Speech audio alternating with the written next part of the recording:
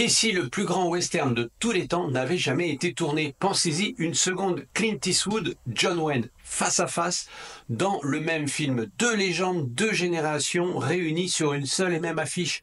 Ce film, eh bien, il a failli exister. Il avait un titre, The Hostile, un scénario en or, et l'un des deux acteurs était déjà conquis.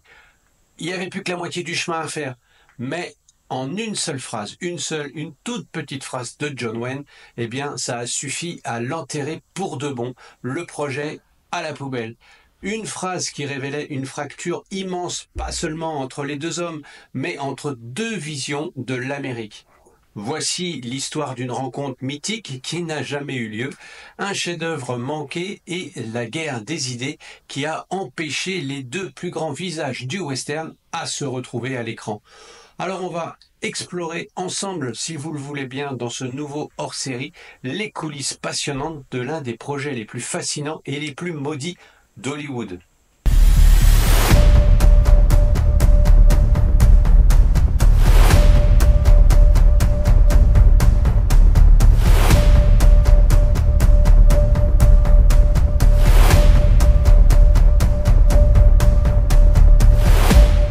Au début des années 70, le western est en pleine transformation. L'âge d'or des héros parfaits touche à sa fin et une nouvelle vague plus sombre, plus réaliste, eh bien, déferle sur le cinéma. C'est dans ce climat qu'un scénariste, Larry Cohen, a une idée de génie. Pourquoi ne pas réunir le passé et l'avenir du genre dans un seul film? Il voulait l'icône de l'Amérique triomphante, John Wayne, face au nouveau visage du western crépusculaire, Clint Eastwood. Le projet, donc, The Hostile, les Hostiles, on va dire en titre français. D'ailleurs, titre qui, avec le recul, sonne presque comme une prophétie. Le scénario est pourtant écrit pour plaire aux deux. Imaginez l'histoire. D'un côté, un jeune parieur malin, charismatique, gagne la moitié du ranch et de la fortune d'un vieil éleveur traditionnel au cours d'une interminable partie de poker. Le premier rôle est taillé sur mesure pour Eastwood, son calme, son charisme, et le second pour la carrure de l'autorité de John Wayne. Le concept est simple, mais terriblement efficace. Deux hommes que tout oppose, deux rivaux qui se retrouvent forcés de s'allier pour défendre leurs liens contre une bande de hors-la-loi.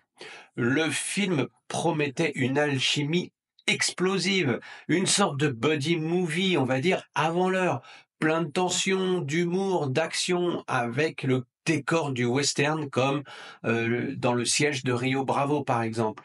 Clint Eastwood, alors au sommet de sa popularité, puisque après la trilogie du dollar et ses débuts de réalisateur, tout s'est emballé autour de lui. Il sent d'ailleurs le potentiel énorme de ce face-à-face, cette chance unique de se mesurer à la légende. Il accepte le rôle et donc il envoie le script à John Wayne, persuadé que celui-ci, que le duc comme on l'appelle, ne pourra pas dire non. Mais Clint, eh bien, se trompait complètement. La réponse de Wayne n'allait pas être celle qu'il espérait, et c'était même bien pire. La réaction de John Wayne n'a pas été un simple non merci, ça a été un rejet total, viscéral et répété. Quand Eastwood lui envoie le script pour la toute première fois, eh bien, John Wayne l'ignore, il ne répond pas. Clint pense que le scénario doit être un petit peu retouché, peut-être qu'il apporte, des modifications doivent être apportées. Donc il le fait réécrire et il le renvoie à John Wayne. Et c'est là que le conflit va commencer. John Wayne répond par une lettre, mais au lieu de parler du film qu'il a reçu, le script qu'il a reçu, il s'en prend violemment à un autre film de Clint Eastwood. Comment t'as dit que tu t'appelais déjà? Je n'ai rien dit. Oui, t'as raison, c'est vrai, t'as rien dit. Pour comprendre la colère de John Wayne, il faut revenir un an en arrière, en 1973. Clint Eastwood vient de réaliser et de jouer dans L'Homme des Hautes Plaines. C'est un film sombre, violent. Son personnage est un étranger sans morale qui débarque dans une ville de lâches. Il commet un viol dans les premières minutes du film, chose impensable pour John Wayne. Et il finit par repeindre la ville en rouge en la rebaptisant l'enfer. Pour John Wayne, ce film est une insulte, une trahison pure et simple. Il écrit donc à Eastwood pour lui dire tout le mal qu'il pense de l'homme des Hautes Plaines. Pour lui, ce film, eh bien, il salit la mémoire des pionniers, de l'histoire même de la conquête de l'Ouest. L'Ouest, ce n'était pas ça, lui écrit-il en gros. Il lui reproche de dépeindre des gens comme des trouillards, des salauds et de détruire le mythe américain que lui, il a passé toute sa vie à construire à l'écran. Donc l'affaire aurait pu en rester là. Mais Larry Cohen et Clint Eastwood eh bien, vont insister avec une dernière tentative un peu désespérée. Ils savent que Wayne est un passionné de bateaux, donc ils profitent de l'une de ses sorties en mer pour faire passer le script à son fils, Michael. La scène est assez drôle, assez cocasse sur le pont du yacht, le Wild Goose, le bateau de John Wayne. Michael donne donc le scénario à son père et la réaction est sans appel. C'est simple, il attrape le script et il le jette par-dessus bord en lui disant encore cette merde. Le projet Les Hostiles venait de couler littéralement dans l'océan Pacifique. Le refus était clair et sans appel. D'après vous, qu'est-ce qui a pu pousser quelqu'un à ça? Ah, je n'en sais rien. C'était pas quelqu'un de la ville, en tout cas. Qu'en savez-vous? C'est une gentille petite ville et ses habitants sont de braves gens.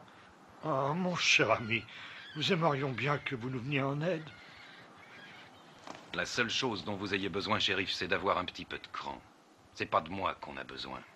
Ce rejet n'a pas été qu'une simple querelle d'acteurs, c'est le reflet d'un conflit bien plus grand, le choc entre l'ancien et le nouveau western. D'un côté, on a John Wayne, c'est l'incarnation de l'âge d'or d'Hollywood. Pendant près de 30 ans, il a été le visage du western classique dans ses films, de le chevauché fantastique à Rio Bravo. Le monde, il est simple. Le bien, c'est le bien, le mal, c'est le mal, le héros, c'est lui, un homme droit, honorable, qui défend la loi et les valeurs de l'Amérique, telle une carte postale. Pour John Wayne, le western n'est pas juste un genre de film, c'est le folklore de la nation, un mythe qui doit inspirer fierté. Ces personnages sont peut-être durs, mais il a un code d'honneur, ils ont un code d'honneur. Ils ne tirent par exemple jamais dans le dos. De l'autre côté, bien il y a Clint Eastwood. Et lui, il sort des westerns spaghetti de Sergio Leone, une vision, on va dire, venue d'Italie, donc complètement retravaillée, et qui a fait exploser tous les codes avec son personnage, l'homme sans nom. C'est un anti-héros. Il est solitaire, il est cynique. Ce qui le motive, eh bien, ce n'est pas l'honneur, mais c'est l'argent. Eastwood ramène cette vision aux États-Unis. Ses westerns à lui sont plus sombres, plus violents, et il montre un Ouest sale et corrompu. L'homme des Hautes Plaines, même s'il n'a pas fait l'unanimité à sa sortie, est le sommet, on va dire, de cette vision de l'Ouest n'est pas un rêve à construire, mais un enfer rempli de pécheurs et qui attendent leur punition. En comprenant ces deux visions, eh bien, le dialogue était impossible. Wayne représentait une Amérique sûre d'elle et de ses mythes, et Eastwood incarnait une Amérique post-Vietnam, une Amérique qui doutait d'elle-même et de ses légendes. L'un voulait protéger le mythe, l'autre voulait le démonter. Les Hostiles auraient pu être le pont entre ces deux mondes. Finalement, il n'aura été que son tombeau. Un autre point d'ailleurs qu'il faut mentionner, c'est que John Wayne a refusé le rôle de Dirty Harry, de l'inspecteur Harry, parce qu'il le trouvait trop violent. Donc il a refusé. On sait ce que va en faire Don Siegel et Eastwood, le succès que le film va remporter, et puis les franchises qui vont suivre. Et pourtant, John Wayne, lui aussi va s'essayer du coup au polar musclé avec son Branigan et un silencieux au bout du canon. Mais ces deux films ne rivaliseront jamais avec l'action et le charisme de Eastwood tel qu'il pouvait l'apporter à son personnage. Alors, qu'est-ce qui s'est passé après ce refus explosif? Eh bien, l'histoire des Hostiles ne s'arrête pas là. Le scénario de Larry Cohen a finalement été tourné, mais d'une manière qui prouve que la magie reposait vraiment sur son casting de rêve. C'est en 2009, presque 40 ans plus tard, que le script a été adapté pour un téléfilm assez fauché, est très clairement vite oublié. Sans Eastwood, sans John Wayne, sans le moindre impact, le film est passé complètement inaperçu. Bon, une simple note en bas de page, on va dire. L'échec des Hostiles, ce n'est pas qu'une anecdote, c'est le symbole d'un passage de flambeau qui a été refusé, tout simplement. Le film, s'il avait été fait, ça aurait été peut-être une œuvre monumentale, peut-être des dialogues au sommet entre deux géants, une transition parfaite entre les deux époques du western. On peut s'imaginer les scènes, la tension, l'alchimie entre le patriarche vieillissant et l'héritier un peu rebelle. Le film aurait sans doute été un carton et peut-être qu'il aurait offert à John Wayne une fin de carrière plus complexe. Un peu comme son dernier rôle d'ailleurs dans Le Dernier des Géants en 1976. Comble de l'ironie, c'est réalisé par Don Siegel, l'ami et mentor de Clint Eastwood. Petite parenthèse, Richard Donner a fait un petit peu un film comme ça, avec son Maverick, avec un Mel Gibson jeune et un James Garner ancien, où ils reprenaient chacun leur rôle respectif. C'était un petit peu cette transition-là, comme quoi ça aurait pu fonctionner. La question qui reste entière, qu'est-ce que vous en pensez, vous ? Dites-le moi dans vos commentaires, de ce duo improbable qui aurait pu voir le jour dans ces années 70, début des années 70. Et puis, je vais vous poser une autre question, quasiment impossible à répondre, mais c'est pas grave. De ces deux géants du cinéma, dans quel team vous trouvez-vous? Est-ce que vous êtes plutôt dans la team John Wayne ou est-ce que vous êtes plutôt dans la team Clint Eastwood? Ce qui va le déterminer, eh bien, c'est ce que vous êtes plutôt pour la modernité sombre et ambiguë, fascinante de Eastwood, ou alors est-ce que vous êtes plutôt dans le classicisme héroïque et la droiture de John Wayne, sachant qu'il a quand même porté sur ses épaules bon nombre de chefs-d'œuvre dans le genre western. Voilà, à vous de me le dire dans vos commentaires. Le débat est ouvert, alors je suis impatient de voir ce que vous allez me dire. En tout cas, merci de m'avoir suivi pour cette vidéo assez courte en hors-série. Et je vous dis, moi, à très bientôt pour une nouvelle histoire de cinéma ou dans l'un des concepts de la chaîne. À vous de voir. Pensez à vous abonner, bien sûr, si ce n'est pas déjà fait. Lâchez un petit like si ce n'est pas déjà fait. En attendant, portez-vous bien, bonne toile et à très bientôt. Ciao, ciao. C'est de l'abus de confiance. Je vais pas prêter mes chariots pour que ces imbéciles-là s'amusent à tirer dessus.